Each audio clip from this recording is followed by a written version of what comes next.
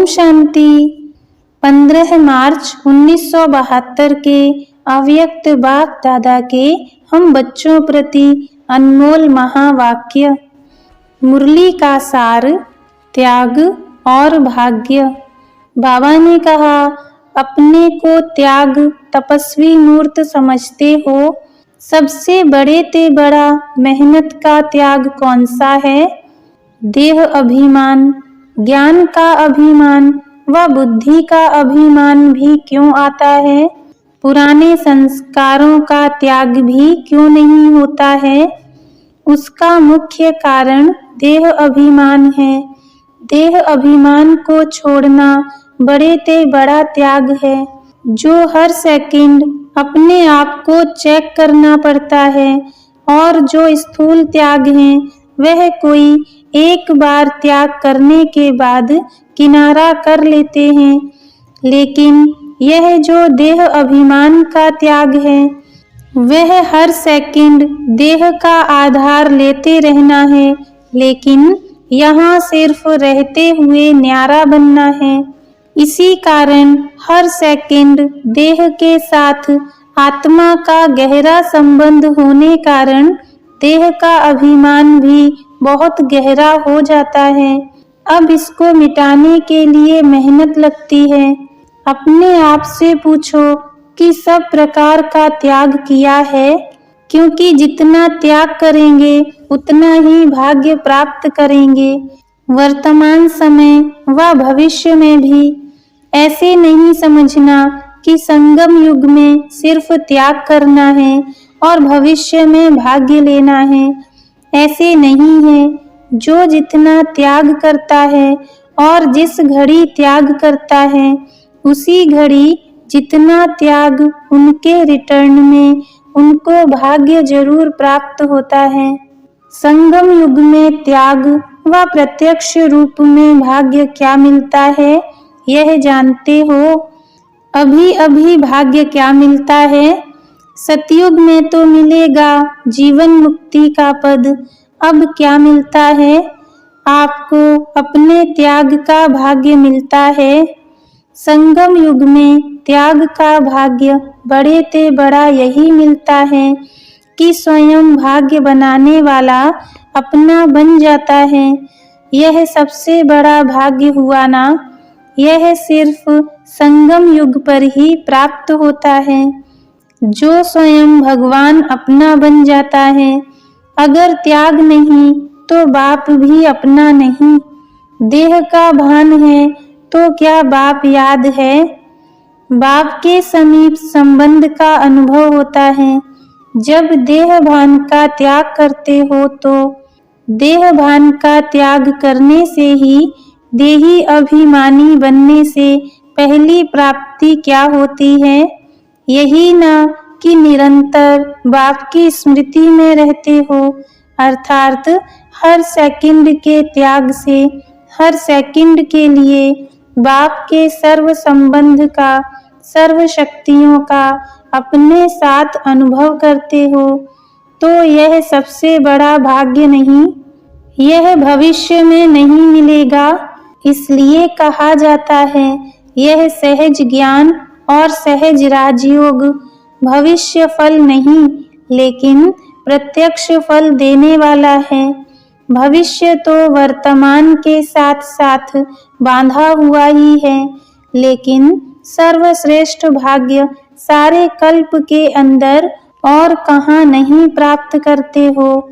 इस समय ही त्याग और तपस्या से बाप का हर सेकंड का अनुभव करते हो, अर्थात बाप को सर्व संबंधों से अपना बना लेते हो।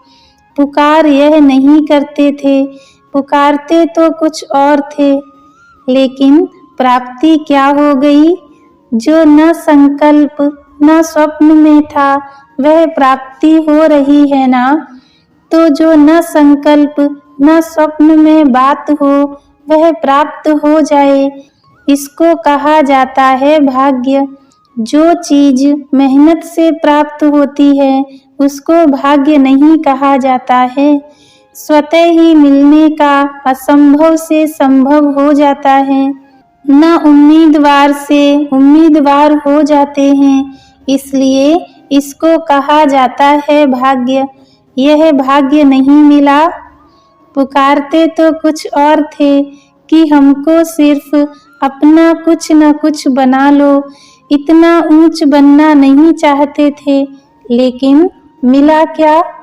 स्वयं तो बन गए, लेकिन बाप को भी सब कुछ बना लिया।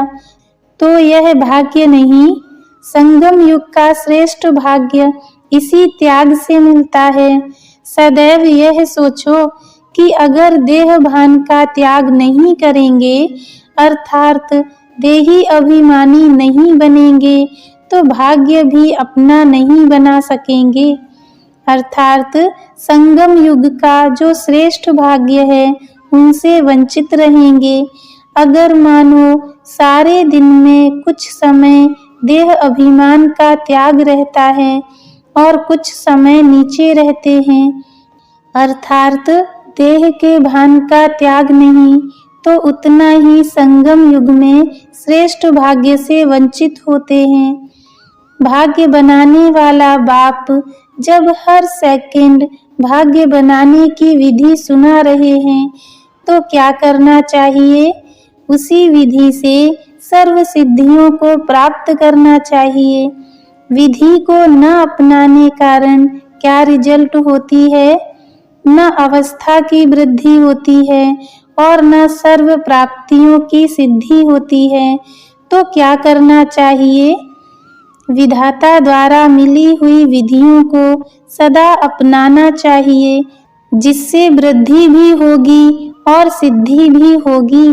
तो चेक करो, संकल्प के रूप में व्यर्थ संकल्प का कहाँ तक त्याग किया है।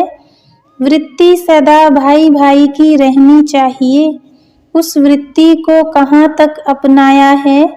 और देह में देहधारीपन की वृत्ति का कहाँ तक त्याग किया है। समझते हो मैसूर वाले?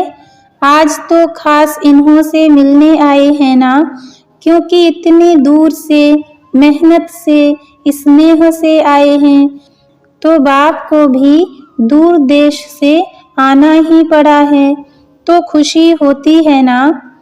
आज खास दूर देश से आने वालों के लिए दूर देश से बाप भी आए हैं, तो जिससे स्नेह होता है, तो स्नेही के स्नेह में त्याग कोई बड़ी बात नहीं होती है।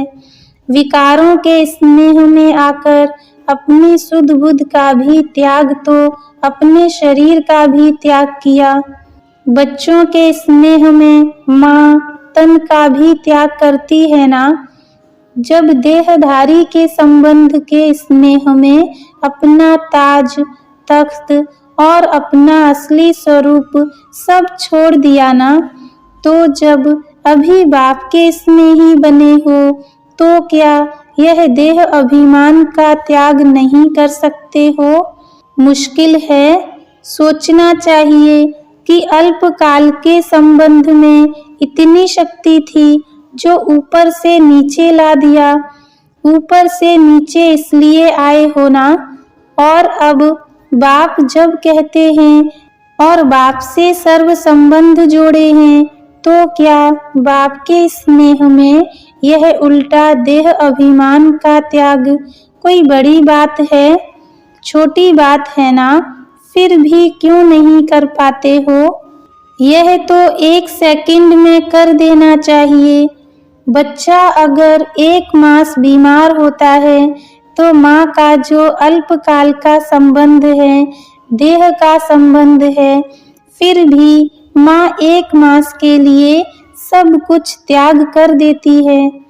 देह की स्मृति सुख त्याग करने में देरी नहीं करती, मुश्किल भी नहीं समझती है। तो यहाँ क्या करना चाहिए? यहाँ तो सदा काल का संबंध और सर्व संबंध है, सर्व प्राप्ति का संबंध है। तो यहाँ 1 सेकंड भी त्याग करने में देरी नहीं करनी चाहिए। लेकिन कितने वर्ष लगाया है? देह का भान त्याग करने में कितना वर्ष लगाया है? कितने वर्ष हो गए? 36 वर्ष लगना चाहिए 1 सेकंड और लगाया है 36 वर्ष। बच्चों ने कहा आधा कल्प का अभ्यास पड़ा हुआ है। तो बाबा ने कहा और वह जो आधा कल्प देह भान से और विकारों से न्यारे थे, वह आधा कल्प का अभ्यास 1 सेकंड में भूल गया। इसमें टाइम लगा क्या? त्रेता में भी 2 कला कम हो जाती हैं, फिर भी विकारों से परे तो रहते हो ना। सतयुग त्रेता में निर्विकारी तो थे ना। 2 कला कम होने के बाद भी त्रेता में निर्विकारी तो कहेंगे ना। विकारों के आकर्षण से परे थे ना। यह भी आधा कल्प के संस्कार हो गए, तो वह क्यों नहीं स्मृति में जल्दी आते हैं? आत्मा का असली रूप भी क्या है? आप आत्मा के निजी असली संस्कार व गुण कौन से हैं? वही है ना जो बाप में है। जो बाप के गुण हैं, ज्ञान का सागर, सुख का सागर, शांति का सागर, वह सागर है। पर आप स्वरूप तो हो। तो जो आत्मा के निजी गुण हैं, शांति स्वरूप तो हो ना। यह तो संग के रंग में परिवर्तन में आए हो, लेकिन वास्तविक जो आत्मा के स्वरूप का गुण है, वह तो बाप के समान है ना। वह भी क्यों नहीं जल्दी स्मृति में आना चाहिए? ऐसे ऐसे अपने से बातें करो, समझा?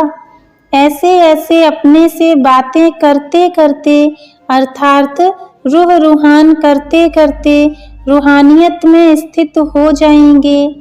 यह अभी नहीं सोचो कि द्वापर के यह पुराने संस्कार हैं, इसलिए यह हो गया। यह नहीं सोचो, इसके बजाय यह सोचो कि मुझ आत्मा के आदि संस्कार और अनादि संस्कार कौन से हैं। सृष्टि के आदि में जब आत्माएं आईं तो क्या संस्कार थे? दैवी संस्कार थे ना। तो यह सोचो, आदि में आत्मा के संस्कार और गुण कौन से थे? मध्य को नहीं सोचो, अनादि और आदि संस्कारों को सोचो। तो क्या होगा कि मध्य के संस्कार बीच बीच में जो प्रज्वलित होते हैं, वह मध्यम हो जाएंगे। मध्यम ढीले को कहा जाता है। कहते हैं ना, इसकी चाल मध्यम है। तो मध्य के संस्कार मध्यम हो जाएंगे और जो अनादि और आदि संस्कार हैं, वह प्रत्यक्ष रूप में दिखाई देंगे, समझा? सदैव अनादि और आदि को ही सोचो। जैसे संकल्प करेंगे वैसे ही स्मृति रहेगी, और जैसी स्मृति रहेगी वैसी समर्थि हर कर्म में आएगी। इसलिए स्मृति को सदैव श्रेष्ठ रखो। तो अब क्या करेंगे? हर सेकंड के त्याग से हर सेकंड की प्राप्ति करते चलो, क्योंकि यही संगम युग है जो भाग्य प्राप्त करने का है। अभी जो भाग्य बनाया वह सारे कल्प में भोगना पड़ता है, चाहे श्रेष्ठ चाहे नीच। लेकिन यह संगम युग ही है जिसमें भाग्य बना सकते हो। जितना चाहो उतना बना सकते हो, क्योंकि भाग्य बनाने वाला बाप साथ है। फिर यह बाप साथ नहीं रहेगा, ना यह प्राप्ति रहेगी। प्राप्ति कराने वाला भी अब है और प्राप्ति भी अब होनी है। अब नहीं तो कब नहीं। यह स्लोगन स्मृति में रखो। स्लोगन लिखे हुए तो रहते हैं ना। यह समझते हो कि यह स्लोगन हमारे लिए हैं। अगर सदैव यह स्मृति में रहे कि अब नहीं तो कब नहीं, तो फिर क्या करेंगे? सदैव सोचेंगे जो करना है तो अब कर लें। तो सदा यह स्लोगन स्मृति में रखो। अपनी स्थिति को सदा त्याग और सदा भाग्यशाली बनाने के लिए चेकिंग तो करनी है, लेकिन चेकिंग में भी मुख्य चेकिंग कौन सी करनी है? जिस चेकिंग करने से ऑटोमेटिकली चेंज आ जाए, क्या चेकिंग करनी है? उसके लिए एक स्लोगन है। वह स्लोगन कौन सा है?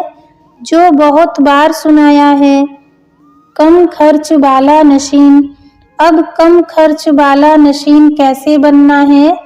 वो लोग तो स्थूल धन में कम खर्च वाला नशीन बनने का प्रयत्न करते हैं, लेकिन आप लोगों के लिए संगम युग में कितने प्रकार के खजाने हैं मालूम है? समय, संकल्प, श्वास तो है ही खजाना, लेकिन उसके साथ अविनाशी ज्ञान रत्नों का खजाना भी है, और पांचवा स्थूल खजाने से भी इसका संबंध है।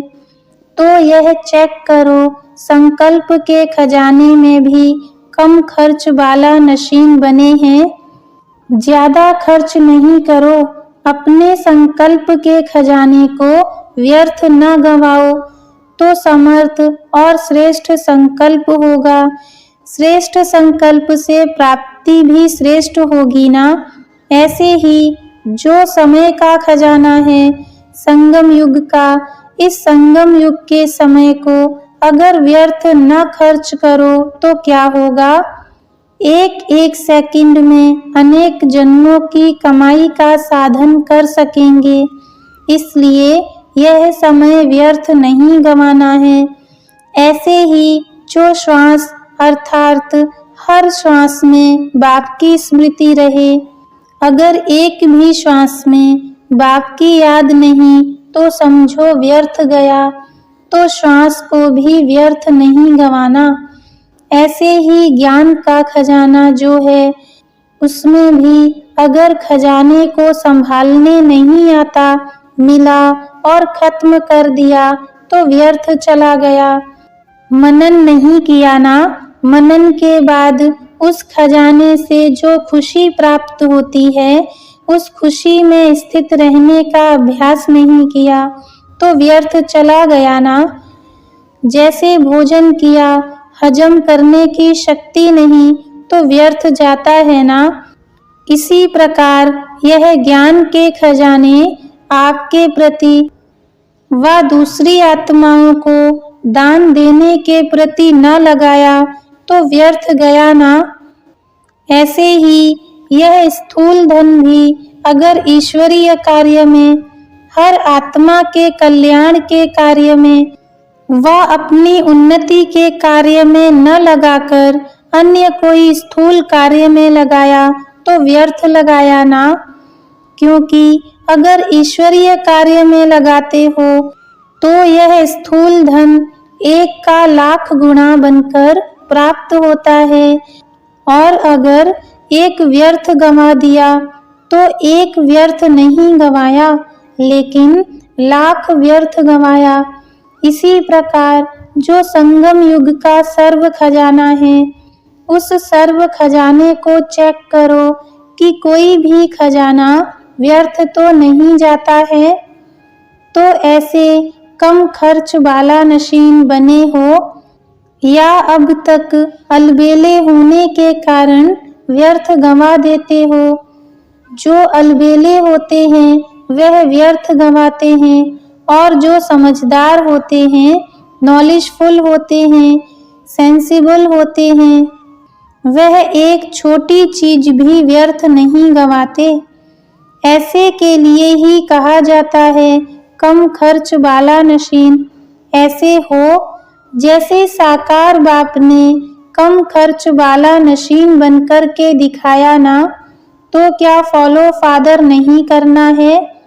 कोई भी स्थूल धन अगर स्थूल धन नहीं है तो जो यज्ञ निवासी हैं उनके लिए यह यज्ञ की हर वस्तु ही स्थूल धन के समान है। अगर यज्ञ की कोई भी वस्तु व्यर्थ गंवाते हैं तो भी कम खर्च वाला नशीन नहीं कहेंगे। जो प्रवृत्ति में रहने वाले हैं, स्थूल धन से अपना पद ऊंच बना सकते हैं, वैसे ही यज्ञ निवासी भी अगर यज्ञ की स्थूल वस्तु कम खर्च वाला नशीन बनकर यूज करते हैं, अपने प्रति व दूसरों के प्रति उनका भी इस हिसाब से भविष्य बहुत ऊंच बनता है। ऐसे नहीं कि स्थूल धन तो प्रवृत्ति वालों के लिए साधन है, लेकिन यज्ञ निवासियों के यज्ञ की सेवा भी, यज्ञ की वस्तु भी इकोनॉमी रूपी धन स्थूल धन से भी ज्यादा कमाई का साधन है। इसलिए जब यज्ञ की एक भी चीज यथार्थ रूप से लगाते हो व संभाल करते हो, व्यर्थ से बचाव करते हो, तो समर्थी आती है भविष्य प्राप्ति के लिए। व्यर्थ से बचाव किया, अपने भविष्य बनाने की तो प्राप्ति हुई ना। इसलिए हर एक को अपने आप को चेक करना है, तो अपने को कम खर्च वाला नशीन कितना बनाया है। व्यर्थ से बचो, समर्थ बनो। जहाँ व्यर्थ है वहाँ समर्थ जरा भी नहीं, और जहाँ समर्थी है वहाँ व्यर्थ जावे, यह हो नहीं सकता। अगर खजाना व्यर्थ जाता है तो समर्थी नहीं आ सकती है। जैसे देखो कोई लीकेज होती है, कितना भी कोशिश करो, लेकिन लीकेज कारण शक्ति भर नहीं सकती है। तो व्यर्थ भी लीकेज होने के कारण कितना भी पुरुषार्थ करेंगे, कितना भी मेहनत करेंगे, लेकिन शक्तिशाली नहीं बन सकेंगे। इसलिए लीकेज को चेक करो। लीकेज को चेक करने के लिए बहुत होशियारी चाहिए। कई बार लीकेज तो मिलती नहीं है। बहुत होशियार होते हैं, नॉलेजफुल होते हैं, वह लीकेज को चेक कर सकते हैं। नॉलेजफुल नहीं तो लीकेज को ढूंढते रहते हैं। तो अब नॉलेजफुल बन चेक करो, तो व्यर्थ से समर्थ हो जाएंगे। समझा? अच्छा, मैसूर वाले क्या याद रखेंगे? माताएं सिर्फ याद की यात्रा में रहती हैं ना, क्योंकि भाषा तो समझ नहीं सकती, यह तो याद रखेंगी ना। कम खर्च वाला नशीन फिर भी भाग्यशाली हो, यह तो समझती हो सारे सृष्टि में हम विशेष आत्माएं हैं। अच्छा, यह समझती हो कि यहाँ कई बार आए हैं, या समझती हो कि पहली बार ही आए हैं। कोई बंधन नहीं है तो अपने को भाग्यशाली समझती हो या दुर्भाग्यशाली समझती हो। निर्बंधन हो तो अपना भविष्य ऊंच बना सकती हैं। आप तो डबल भाग्यशाली हो। एक तो बाप मिला, दूसरा भविष्य बनाने के लिए निर्बंधन बनी हो, और ही खुशी होती है ना। ऐसे तो नहीं, पता नहीं क्या है, दुख तो महसूस नहीं होता, सुख अनुभव करती हो ना। अच्छा हुआ जो निर्बंधन हो गई। ऐसे अपने को भाग्यशाली समझती हो। या कभी दुख भी आता है और कोई साथ होगा तो टक्कर होगा। शिव बाबा अगर साथ है तो टक्कर नहीं होगा ना। संगम युग में लौकिक सुहाग का त्याग श्रेष्ठ भाग्य की निशानी है। आत्मा की प्रवृत्ति में यह संबंध नहीं है। प्रवृत्ति में संबंध में तो नहीं आती हो। अगर प्रवृत्ति में रह आत्मा के संबंध में रहती हो तो अपना डबले भाग्य बना सकती हो। प्रवृत्ति में रहते देह के संबंध से न्यारी रहती हो तो प्रवृत्ति में रहने वाले ऐसा भाग्य बना रहे हो। अच्छा, ओम शांति।